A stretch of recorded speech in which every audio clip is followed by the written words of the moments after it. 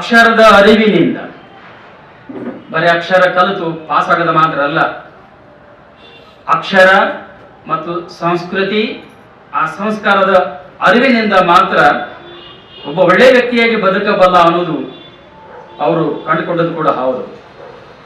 ಅದರ ನಂತರನೇ ಮುಂದೆ ಒಳ್ಳೆ ಬದುಕು ರೂಪಿಸಿಕೊಳ್ಳಬಲ್ಲ ವ್ಯಕ್ತಿ, ನಂತರ ಹಣ ಕೂಡ ಸಂಪಾದನೆ ಮಾಡಬಲ್ಲ. ಹೀಗಾಗಿ ಒಂದು ಗ್ರಾಮದೊಳಗ, ಒಂದು ಸಮಾಜದೊಳಗ ಒಂದು ಶಿಕ್ಷಣ ಕೇಂದ್ರ ಆರಂಭ ಆಗೋದ್ರ ಮೂಲಕ ಅದು ಅಲ್ಲಿ ಪರಿವರ್ತನೆಗೆ ಸಾಧ್ಯ ಆದೀತು ಅನ್ನತಕ್ಕಂಥ ಕನಸನ್ನು ಕಂಡವರು ಮಾನ್ಯ KH ಪಾಟೀಲ್ರು. ಇಂಥ ಒಂದು ದೂರದೃಷ್ಟಿಯಿಂದ ಅವರು ಹುಲಕೋಟಿ ಒಳಗಡೆ ಕನ್ನಡ ಶಾಲೆದ ಅಲ್ಲಿ ಇವತ್ತು ಕೂಡ ಅದನ್ನು ಸ್ವಲ್ಪ ನವೀಕರಣ ಮಾಡ್ಯಾರ ಇತ್ತೀಚೆಗೆ ಮಾನ್ಯ HK ಪಾಟೀಲ್ ಸಾಹೇಬರು. ಅವರು ಕಟ್ಟಿರ್ತಕ್ಕಂಥ ಅದು ಮೊದಲು ಹಳೆಯ ಪೋಸ್ಟ್ ಇತ್ತು. ನಾವು ಹುಲಕೋಟಿಗೆ ಬಂದಾಗ ಪೋಸ್ಟ್ ಆಫೀಸ್ ಕೊಟ್ಟಿದ್ರಲ್ಲಿ ಅದು ನಮ್ಮ ಹುಲಕೋಟಿ ಸಹಕಾರಿ ಶಿಕ್ಷಣ ಸಂಸ್ಥೆಯ ಕಚೇರಿ ಮೊದಲ ಅಲ್ಲಿ ಅವರು ಆರಂಭ ಮಾಡಿದಿತ್ತು ಅನ್ನೋದು ಆ ಕಟ್ಟಡ ಆದ ಇವು ಕೂಡ ನಮ್ಮಲ್ಲಿ KH ಪಾಟೀಲ್ರು ಒಂದು ಬಡವರ ಬದುಕು ಬದಲಾಗಬೇಕು, ಅದಕ್ಕೆ ಅಕ್ಷರವೇ ಮೂಲ ಕಾರಣ ಆದೀತು ಅನ್ನತಕ್ಕಂಥದ್ದು ಇಟ್ಟುಕೊಂಡು ಇಂಥ ಒಂದು ಸಂಸ್ಥೆಯನ್ನು ಆರಂಭ ಮಾಡಿದ್ರು. ಇವತ್ತು ನಾವು ಅದಕ್ಕೆ ಸಂಕ್ಷಿಪ್ತವಾಗಿ HCES ಅಂತ ಕರಿತೀವಿ. ಇಲ್ಲಿ ನಿವೃತ್ತಿ ಆಗಿರತಕ್ಕಂಥ ಸದರ್ಡೆ ಸರ್ ಬಂದಾರ ಮತ್ತು ಇಲ್ಲೊಬ್ರು ಪ್ರಿನ್ಸಿಪಾಲ್ರು ನಮ್ಮ ಜೊತೆ ಇದ್ದಾರ. ನಮ್ಮ ಹುಲಕೋಟಿ ವಿಶೇಷ HES ಸಂಸ್ಥೆಯಲ್ಲಿ ಮಾತ್ರ ಇವತ್ತಿಗೂ 10 ಪೈಸಾ ಡೊನೇಷನ್ ಇಲ್ಲ. ಪ್ರೈಮರಿ ಇರಲಿ, ಹೈಸ್ಕೂಲ್ ಇರಲಿ, PU ಇರಲಿ, ಡಿಗ್ರಿ ಇರಲಿ, ನಾನು 10 ಪೈಸಾ ಡೊನೇಷನ್ ಕೊಡದೆ ನೌಕರಿಗೆ ಬಂದಾವ. ಅದು ತುಂಬಾ ಶಿಸ್ತು. ಅದೊಂದು ಸುಮ್ಮನೆ ಒಂದು ಚಪ್ಪಾಳೆ ಹೊಡ್ರು, ಒಂದು ಪ್ರೀತಿಪೂರ್ವಕವಾಗಿರ. ನಾನು ಎರಡನೇದು ಏನ್ ಹೇಳಕ್ ಬಯಸಿದ್ದೆ ಅಂತಂದ್ರ, ಅವರೆಲ್ಲ ಅನುದಾನಕ್ಕೆ ಒಳಪಡ್ತಿದ್ರು ಶಿಕ್ಷಕರು. ನಮ್ಮಲ್ಲಿ ಕೆಲವು ನಮ್ಮ ಸಂಸ್ಥೆಗಳು ಕೆಳಗಡೆ ಸರ್ ಅಂತಿದ್ರು. ಅವ್ರಿರುವ ಸಂದರ್ಭ ಇದು. ಅವರೆಲ್ಲ ಅಂತ ಸಮಿತಿ ಸದಸ್ಯ ಸೇರಿ ನಮ್ಮ HK ಪಾಟೀಲ್ ಸಾಹೇಬ್ರಿಗೆ ಒಂದು ಸಣ್ಣ ಮಾಹಿತಿ ಹೇಳಿದ್ರ. ಏನಂತ, ನಮ್ಮ ಅನೇಕ ಗೆಳೆಯರದಾರ ಇಲ್ಲಿ, ಅವರು ನೋಡ್ರಿ ಈಗ ಹೊಸದಾಗಿ ಇವ್ರು 10-9 ವರ್ಷ ಸರ್ವಿಸ್ ಮಾಡಿರಲಿ, ಬಿಟ್ಬಿಟ್ರಂತ ಹೊಸದಾಗಿ ತಗೊಂಡು ಹೋದ್ರೆ ನಮಗೆ ಡೊನೇಷನ್ ಸಿಗುತ್ತದ ಮತ್ತೆ ಚಲೋ ಕ್ಯಾಂಡಿಡೇಟ್ ಸಿಗ್ತಾರ ಅಂತ ಈಗ ಏನೇನೋ ಒಂದು ಮಾತು ಹೇಳಿದ್ರ ಅಂತ. ಅದು ಸಾಹೇಬ್ರು ಒಂದ್ಸಲ ನನ್ನ ಮುಂದೆ ಹೇಳಿದ್ರ. ಅವಾಗ ಸಾಹೇಬ್ರು ಒಂದೇ ಮಾತು ಹೇಳಿದ್ರ ಅಂತ. ಯಾಕ ಅಂತ ಕಾರಣ ಕೇಳಿದ್ರಂತ. ಈ ಆಡಳಿತ ನಡೆಸುವವರಿಗೆ ಅದೇನೋ ಇರ್ತಾರಲ್ಲ, ಎಂತೆಂಥ ಸಲಹೆಗಾರರು ಇರ್ತಾರಲ್ಲ, ಆಡಳಿತ ಅಧಿಕಾರಿಗಳು, ಶೈಕ್ಷಣಿಕ ಸಲಹೆಗಾರರು, ಇವರು ಯಾಕೆ ಅವ್ರನ್ನ ಬದಲು ಮಾಡ್ಬೇಕಂತ ಕೇಳಿದ್ರಂತ. ಇಲ್ಲ ಸರ್, ಅವರಿಗೆ ಸರಿಯಾಗಿ ಪಾಠ ಮಾಡಕ್ಕೆ ಬರೋದಿಲ್ಲ, ಅದಕ್ಕೆ ಬದಲು ಮಾಡ್ಬೇಕು ಅಂತ ಮಾಡೀವಿ. ನಿಮಗ ಈ ಮಾತು ಮೊದಲು ಹೇಳಕ್ ಏನಾಗಿತ್ತು ಅಂತ. ಇಲ್ಲ ಸರ್, ನೀವೇ ಹೇಳಿದ್ರಿ ಅಥವಾ ನೀವು ಇಂಥದ್ದು ಇರ್ಲಿ ಅಂತ ಹೇಳಿದ್ರಿ. ಸರಿ, ನನಗೆ ನೀವು ಇವ್ರು ಸರಿಯಾಗಿ ಪಾಠ ಮಾಡಕ್ ಬರೋದು ಅಂತ ಹೇಳಿದ್ರ ಕೊನೆ ಪಕ್ಷ ಅವ್ರನ್ನ ಬೇರೆ ಕಡೆ ನಮ್ಮ ಸಂಸ್ಥೆಗಳಲ್ಲಿ ಹಾಕ್ತಿದ್ದೆ ನಾವು, ಅವರಿಗೆ ಟ್ರೈನಿಂಗ್ ಕೊಡಿಸೋ ವ್ಯವಸ್ಥೆ ಮಾಡ್ತಿದ್ದೆ ನಾವು. ಈಗ ಅವರು ಅನುದಾನಕ್ಕೆ ಅರ್ಹರಾಗ್ಯಾರ ಅಂದ ಬಳಿಕ ಅವ್ರನ್ನ ಬದಲು ಮಾಡಿ ಬೇರೆ ತೊಳೆದು ಹೇಳ್ತಿರಲ್ಲ, ಇದು ಆಡಳಿತದ ನೀತಿ ಅಲ್ಲ. ಮಾನವೀಯತದ ದಂಡಿಗೆ ತಳ್ಳಿ ಯಾರು 8, 10, 9, 10 ವರ್ಷ ದುಡ್ದಾರ ಅವರನಿಗೆ ಅನುದಾನಕ್ಕೆ ಒಳಪಡಿಸಿ ಪೂರ್ಣಾವಧಿ ಶಿಕ್ಷಕರನ್ನಾಗಿ ಮಾಡಿದಂಥ ಒಂದು ಕೆಲಸ ಇದು. ಮತ್ತ ಕೃಷಿ ಮೂಲದ ಶಿಕ್ಷಣ ಎಲ್ಲರಿಗೂ ಅವಶ್ಯಕ ಅಂತ ಹೇಳೋದೊಂದು ಕೇಳಿಕೆ ಆರಂಭ ಮಾಡಿರುವುದಲ್ಲ, ಬಹಳ ಅಪರೂಪದ ಇಂಥವೆಲ್ಲ ಈ ರೀತಿ ಇಂಥವೆಲ್ಲ ಇವು ಶಿಕ್ಷಣ ಇಂಥ ಸಂಸ್ಥೆಗಳನ್ನು ಅವರೆಲ್ಲ ಆರಂಭ ಮಾಡಿದ್ರು. ಅವು ಮುಂದುವರೆದು ಮತ್ತೆ ಬೇರೆ ಹೋಗ್ತಾವ. ನಾನು ಹೆಚ್ಚಿಗೆ ವಿಶ್ಲೇಷಣೆಗೆ ಹೋಗದೆ ನನ್ನ ಮಾತುಗಳ ಕೊನೆಯ ಭಾಗ ಬರ್ತೇನೆ ಅಂತ. ನಾನು ಗದಗ ಪರಿಸರದೊಳಗ ಮಾನ್ಯ KH ಪಾಟೀಲ್ರು ಅವರಿಂದ ಬದುಕು ರೂಪಿಸಿಕೊಂಡವರು ಒಬ್ಬರಲ್ಲ, ಇಬ್ಬರಲ್ಲ, ಅಂತ ಅನೇಕ ಜನ ನಾವು ನೋಡ್ತೀವಂತ. ಗದಗ ಪರಿಸರದೊಳಗ ನಾನು ಆಗ್ಲೇ ಹೇಳಿದಾಗನೇ ಅಂತ ತಾಂತ್ರಿಕ ಶಿಕ್ಷಣ ಸಂಸ್ಥೆ ಕೂಡ ಅವರು ಆರಂಭ ಮಾಡಿದ್ರು. ಅದಕ್ಕೆ ಮತ್ತೆ ಬೇರೆ ಬೇರೆಯವ್ರನ್ನೆಲ್ಲ ನೇಮಿಸಿದ್ರು. ಅರುಣ್ ಪಾಟೀಲ್ ಅವರು ತುಂಬಾ ಒಳ್ಳೆಯ ಕೆಲಸವನ್ನ ಮಾಡಿದ್ರು ಅಂತ ಹೇಳಿದೆ ನಾನು.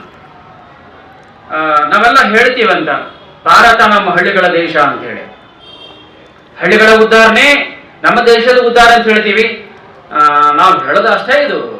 ಆದ್ರೆ ಇವತ್ತು ಕೂಡ ಹಳ್ಳಿಗಳು ಎಷ್ಟು ಪ್ರಮಾಣ ಬದಲಾಗಬೇಕಾಗಿತ್ತು ಅಷ್ಟು ಪ್ರಮಾಣ ಬದಲಾಗಿಲ್ಲ. ಅದೆಲ್ಲರಿಗೂ, ಎಲ್ಲ ರಾಜಕಾರಣಿ ವ್ಯಕ್ತಿಗಳು ಗೊತ್ತದ, ಎಲ್ಲರಿಗೂ ಗೊತ್ತದ. ಸುಮ್ಮನೆ ಬೆಕ್ಕಿನ ಕೊಳ್ಳಾಗ ಗಂಟಿ ಕಟ್ಟೋರು ಯಾರು ಅನ್ನೋತರ ಇರುವುದರಿಂದ ನಾನು ಅದಕ್ಕೆ ಹೇಳಿದ, ನಾನು ವ್ಯಾಖ್ಯಾನ ಹೇಳಿದ್ದೆ ನಾನು, ಬದಲಾಗದ ಭಾರತ ಅಂತ ಹೇಳಿ. ಅಕಸ್ಮಾತ್ ಯಾರಾದ್ರೂ ಇಲ್ಲಿ ಬದಲಾಗೈತೆ ಅಂತಂದ್ರೆ, ನೀವು ಬದಲಾಗಿದೆ ನೀವು ನನಗೆ ಕೊಡ್ರಿ, ಬದಲಾಗಿಲ್ಲ ಅಂತ ನಾನು ನಿಮಗೆ ಮಾಹಿತಿ ಕೊಡ್ತೇನೆ. ನಾನು ತಿರುಗಾಡ್ತೇನೆ ಅಂತ. ನಾನು ಸುಮಾರು 30-40 ವರ್ಷ ಆಯ್ತು. ನಾನು 7 ಭಾಷೆ ಮಾಡಕ್ ಹಾಡಕ್ ಶುರು ಭಾಳ ಹಳ್ಳಿಗಳಿಗೆ ಹೋಗಿಲ್ಲ ಅಂತ ಈಗೂ ಹಳ್ಳಿಗಳಿಗೆ ಹೋಗಿ ಬರ್ತೇನೆ ಅಂತ. ಆ ಹಳ್ಳಿಗೆ ಹೋದ್ರೆ ಸಾಕು ನಮ್ಮ ಭಾರತ ಹೆಂಗದ ಅಂತ ಗೊತ್ತಾಗ್ಬಿಡುತ್ತೆ. ಭಾರತ ಹೆಂಗದ ಅಂತ ಗೊತ್ತಾಗುತ್ತೆ. ನಿಮಗೆ ಇನ್ನೊಂದು ಮಾತು ಹೇಳ್ಬಿಡ್ತೀನಿ. ನಾನು ಯಾವುದೋ ಪ್ರಜೆನ ಪೇಪರ್ನೊಳಗ ಜಗತ್ತಿನ ಅತ್ಯಂತ ಸುಂದರವಾದ ಹಳ್ಳಿ ಅಂತ ಪೇಪರ್ನಾಗ ಓದ್ದೆ ನಾನು.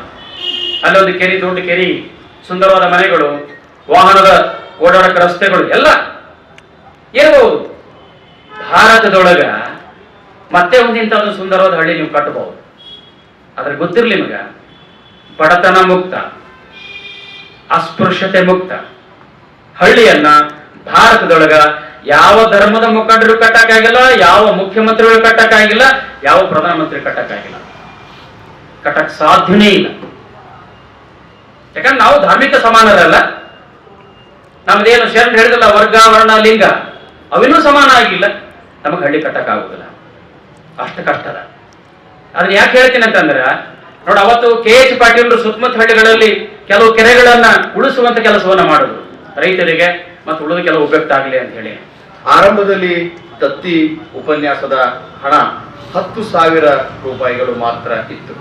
ಆದ್ರೆ ಈಗ ಬದಲಾದ ದಿನಗಳಲ್ಲಿ ಕಾರ್ಯಕ್ರಮವನ್ನ ವ್ಯವಸ್ಥೆ ಮಾಡೋದರ ಒಂದು ಖರ್ಚು ವೆಚ್ಚಗಳು ಹೆಚ್ಚಾಗಿರೋದ್ರಿಂದ ಮತ್ತು ಏನಾದರೂ KH ಪಾಟೀಲ್ರಂತಹ ಧೀಮಂತ ಹಿರಿಯ ನಾಯಕರ ಹೆಸರಿನಲ್ಲಿ ಏನಾದರೂ ವಿಶಿಷ್ಟವಾದ ಕಾರ್ಯಕ್ರಮಗಳನ್ನು ಬಹಳ ವಿಭಿನ್ನವಾಗಿ ನಾವು ಆಯೋಜನೆ ಮಾಡಬೇಕಾಗಿರೋದ್ರಿಂದ ಈ ದತ್ತಿ ಮೊತ್ತವನ್ನು ತಾವು ಹೆಚ್ಚಿಸಬೇಕು ಅಂತ ಹೇಳಿ ನಾವು ವಿನಂತಿಯನ್ನ ಮಾಡಿದಾಗ ಹಿರಿಯರಾದಂತಹ ಶ್ರೀ ರವಿ ಮೂಲಿಮನಿಯವರು ಸ್ಪಂದಿಸಿ, ಇಲ್ಲ ಅದು 10,000 ರೂಪಾಯಿ ಇದ್ದದ್ದನ್ನು ನಾವು 1 ಲಕ್ಷ ರೂಪಾಯಿಗೆ ಮಾಡಿ ಅದನ್ನು ನಾವು ಪರಿಷತ್ತಿಗೆ ಕೊಡ್ತೀವಿ ಅಂತ ಹೇಳಿ ಅವರು ಹಿಂದಿನ ದತ್ತಿ ಉಪನ್ಯಾಸದಲ್ಲಿ ಬಂದಾಗ ಅವರು ಮಾತನ್ನ ಕೊಟ್ಟಿದ್ರು.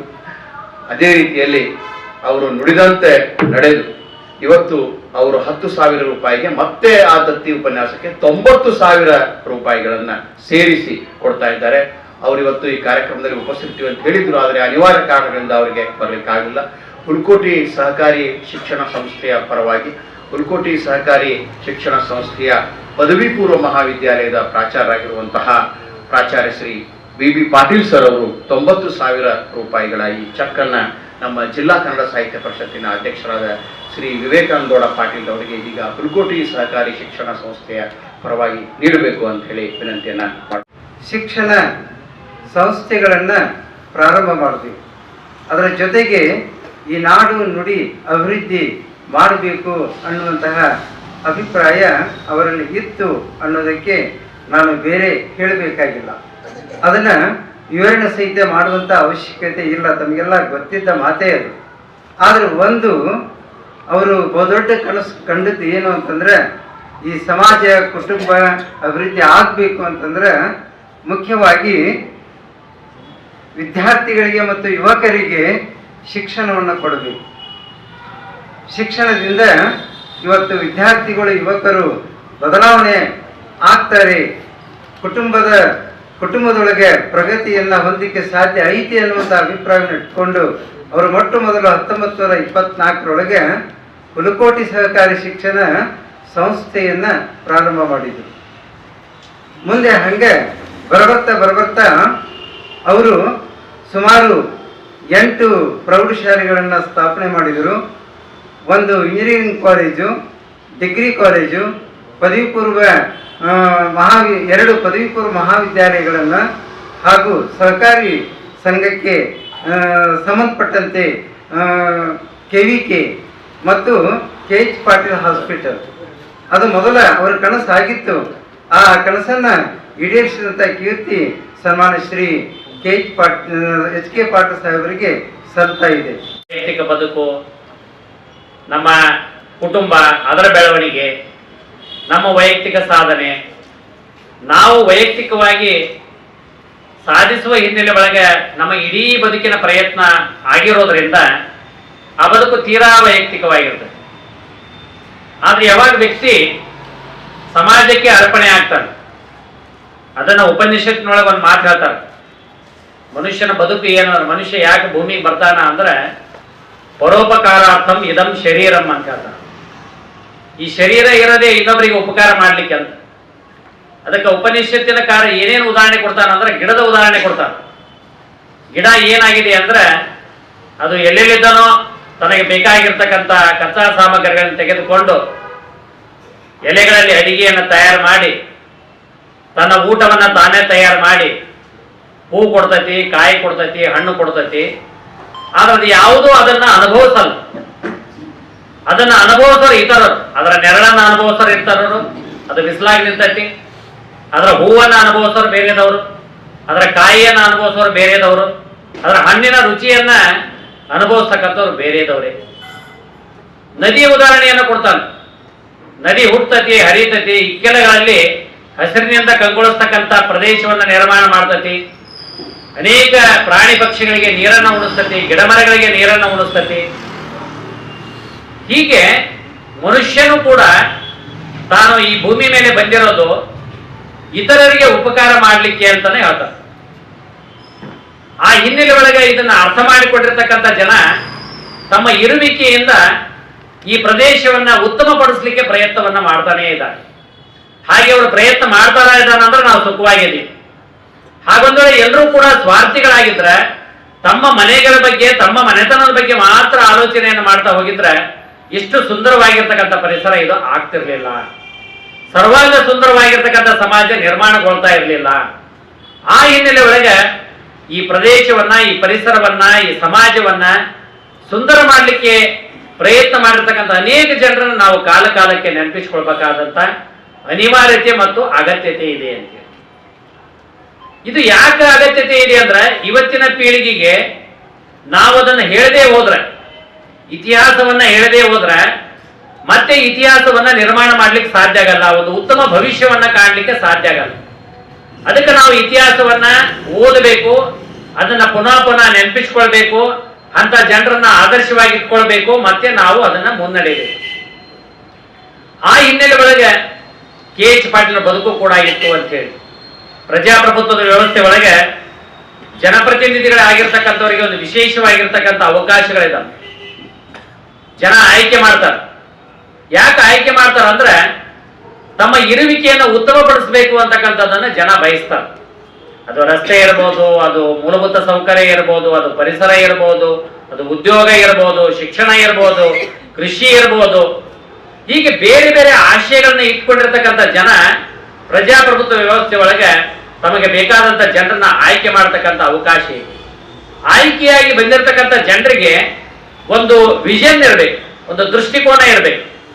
ಆ ದೃಷ್ಟಿಕೋನ ಇದ್ದಾಗ ಮಾತ್ರ ಒಂದು ಸರ್ವಾಂಗ ಸುಂದರವಾಗಿರ್ತಕ್ಕಂಥ ಸಮಾಜ ನಿರ್ಮಾಣಗೊಳ್ಳಲಿಕ್ಕೆ ಸಾಧ್ಯತೆಗಳಾಗುತ್ತೆ. ಸಂಸ್ಥೆಯ ಪ್ರಾಚಾರ್ಯ ಶ್ರೀ BB ಪಾಟೀಲ್ ರವರು 4 ನುಡಿಗಳನ್ನು ನುಡಿಯೋದ್ರ ಮೂಲಕ ಚೆಕ್ಕನ್ನ ಪರಿಷತ್ತಿಗೆ ದಯಪಾಲಿಸಿದ ಕಾರಣದಕ್ಕಾಗಿ ಅವರಿಗೆ ಕೂಡ ಪರಿಷತ್ತಿನ ಪರವಾಗಿ ಮತ್ತು ತಮ್ಮೆಲ್ಲರ ಪರವಾಗಿ ನಾನು ತುಂಬ ಹೃದಯದಿಂದ ಧನ್ಯವಾದಗಳನ್ನು ಸಲ್ಲಿಸ್ತೇನೆ.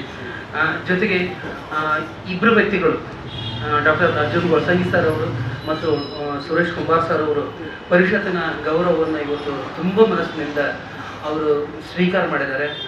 ಅವರಿಬ್ಬರಿಗೂ ಕೂಡ ವಿಶೇಷವಾಗಿರ್ತಕ್ಕಂಥ ಕೃತಜ್ಞತೆಗಳನ್ನು ಸಲ್ಲಿಸ್ತೇನೆ. ಜೊತೆಗೆ ನಮ್ಮ ಸದಾ ಮಾರ್ಗದರ್ಶಕರು ಅನೇಕ ಹಿರಿಯರು ಈ ಕಾರ್ಯಕ್ರಮಕ್ಕೆ ಸಾಕ್ಷಿಯಾಗಿದ್ದಾರೆ. ಅವರು ಎಲ್ಲರಿಗೂ ಕೂಡ ಪರಿಷತ್ತಿನ ಪರವಾಗಿ, ನನ್ನ ವೈಯಕ್ತಿಕವಾಗಿ ಮತ್ತು ತಮ್ಮೆಲ್ಲರ ಪರವಾಗಿ ಕೃತಜ್ಞತೆಗಳನ್ನು ಸಲ್ಲಿಸ್ತೇನೆ.